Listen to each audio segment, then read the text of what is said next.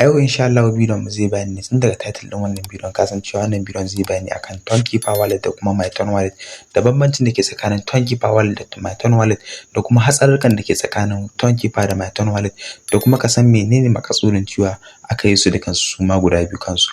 Assalamu alaikum warahmatullahi ta'ala barakatuh. Yan uwa barkamu da wannan lokacin da fatan kowa yana lafiya.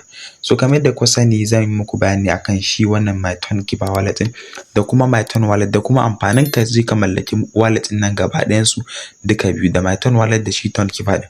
So har ila yau idan ka shigo Tonkeeper ɗinka kamar da ka gani haka zai buɗe maka fuska kamar haka.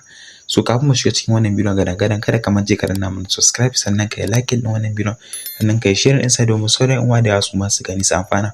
Hakan yana ƙara mana ƙwarin gwiwa har ma mu muna so mu ci gaba da kawo muku bidiyo masu ilmantarwa da kuma amfanarwa. So kamar da ku sani idan mutum ya shigo Tonkeeper din shi akwai option kwara 4 daga wannan ƙasa. Akwai history, nan history yana bayani ne akan abubuwan da ke cikin misali transaction da ke cikin wallet ɗinka. Nan duk wani transaction da kai a cikin wallet ɗinka har daga kan receipt har zuwa send duk za ka gan shi a cikin nan. Misali za ku ga cewa akwai wa'inda na tura ma ton da yawa akwai kuma wa'inda na receiving to na din nan zan ringa ganin su duk wani abu da aka tura nan za mu ringa ganin shi a cikin Tonkeeper wallet kenan.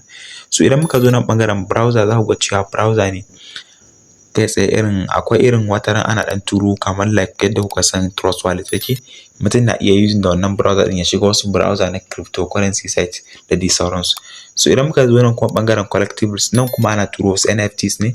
So kamar yadda sani wurin nan na da muhimmanci mutum ya tsaya ya ji me zan ce a wannan wurin.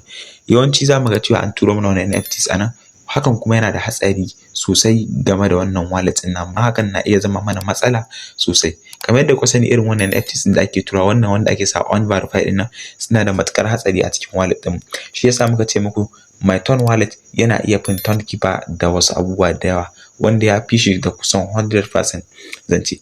Saboda shi a cikin MyTon wallet akwai inda zaka ji ka kashe wasu settings wanda ko an turo wannan unverified NFTs din wanda ke iya jama wallet ɗinka matsala so ba za su taba shigowa ba. Shine amfanin MyTon wallet. Amma ko shi ma wannan din yana da amfani kanshi wanda yake da amfani sosai amma ya kamata a ce ne mutum ya mallake su gaba ɗaya. So idan aka turo wannan unverified NFTs din mutum yadda zai kashe shi zai zo ya clicking akan shi kamar haka. Misali za ka yi clicking once akai idan ka yi clicking once akai zai buɗo maka nan. So after ya buɗo maka nan sai ka yi clicking daga sama ga wani kwara uku sai ka yi clicking sai ka sa height sai ka taɓa nan height NFT din nan. Idan ka taɓa height NFT din nan shikenan zai fita. So wannan shine hanyar da ake kashe shi. So idan muka dawo kuma MyTon wallet za mu ga cewa wanda bai da MyTon wallet ya je yi downloading din shi yanzu nan. Ina baka shawara in dai baka da shi ka garzaya Play Store kai searching din shi za ka gan shi.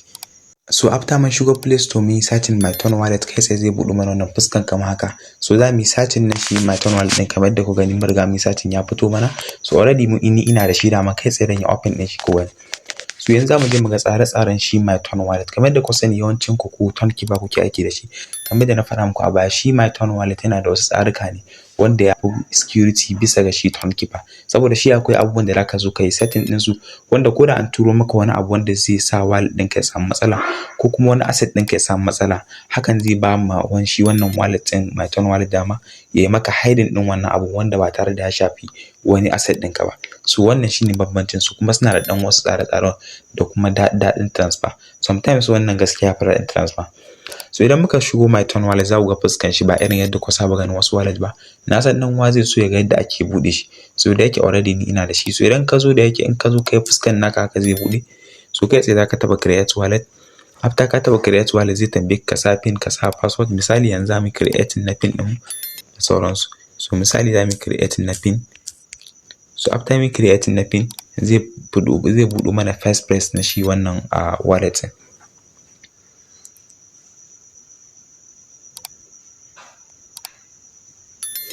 So after mun sa pin din mun gama komai da komai zai tambaye mu backup mu taba nan already kai sai mu sa understood da sauransu sai mu ce let's check.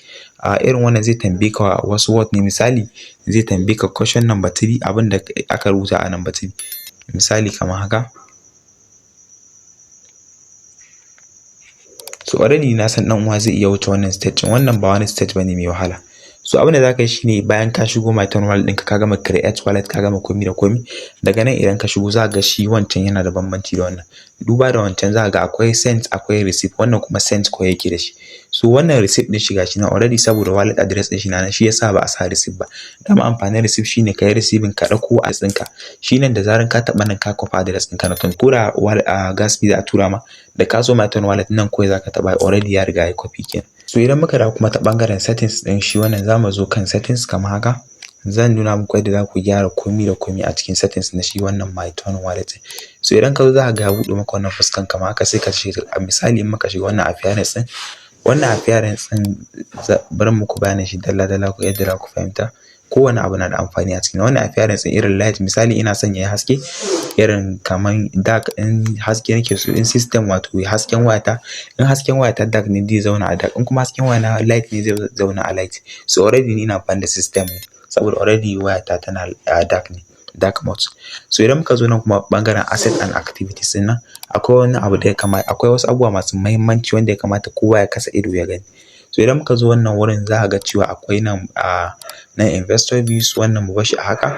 Sannan wannan hide tiny transfer din nan mu tabbata mun kunna shi mun bashi a haka. Mu tabbata yana kunne saboda shine zai taimaka maka da aka turo maka NFTs na scammers ba zai taba shigowa ba. To kun ga wannan shine ɗaya daga cikin bambanci tsakanin Tonkeeper da Myton wallet. Dan shi ne ce muku Myton wallet na da wasu tsare-tsare wanda ya fi gaskiya Tonkeeper. So duk wanda ke da asset a Myton wallet a Tonkeeper ya turo shi Myton wallet. Ba wai ina nufin ka mai da wallet ɗinka gaba ɗaya Myton wallet bane. Ina nufin indai kana da wasu ƴan daloli a ciki ka maido su nan gaskiya fi maka sauki.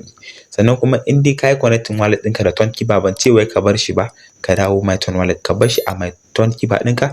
Indai kana da ɗan wasu dala a ciki to ka mai da shi Myton wallet ya fi maka sauki saboda Tonkeeper yana da ɗan hatsari sometimes gaskiya, wannan ya fi security sosai. Sannan nan wurin duk ka bar shi a haka, ka tabbata naka yadda nawa yake haka yake.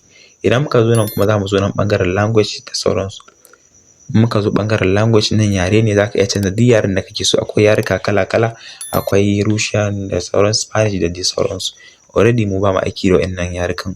So idan muka zo nan kuma backup and secret words nan, already in ka taba nan kai clicking zai ka taba nan understood, kai tsaye zai fara buɗo maka first press ɗinka wanda zaka yi screenshot ka je ka ajiye shi a email ɗinka ka sa shi a draft. Saboda abin da yasa nace ka sa email, in baka sa email ba hakan kan sa ka rasa shi, saboda kuma in ka sa shi ka bar shi a cikin folder na wayarka kana iya rasa wayar ko kuma ka rasa wayar ko kuma kai formatting din wani abu baka sani ba makamancin haka. Amma in yana cikin email, ko da yaushe in kai login din email ko da a wata waya ce ko da shekara nawa ne, wannan abin yana nan. So wannan shine. Nan kuma idan muka zo nan wannan use are responsible, wannan yana suna magana ne akan yadda ake aiki da shi da kuma yadda ake use da shi wannan Tonkeeper din da kuma amfanin shi da dai wasu abubuwa da ya kamata mutum ya sani. Zai iya zuwa ya karanta an kana da wannan lokacin. So wannan shine bambanci tsakanin Tonkeeper da Myton wallet. In kuka lura da lokaci a wancan akwai NFTs da ake turowa wanda baka iya kashe su, wannan shi kuma yana da tsarin da zai iya kashe maka NFTs na wanda ko an tura maka su ba za su shigo direct ba. Wato ba za su shigo da don haka na ce muku wannan gaskiya ya fi security sosai, kuma ko ta wurin tura kuɗi wannan ya fi daɗin tura. So a da nake cewa wassalamu alaikum, kada ku mance da liking wannan bidiyon da shirin sa. Na gode. In kuna da wani tambaya a comment section, duk wanda yake da wani tambaya yana iya mun magana a comment section. Insha Allah shi da nake da an samu kowa comment din shi. A da nake cewa wassalamu alaikum, kada ku mance da subscribing da liking da sharing wannan bidiyon. Na gode.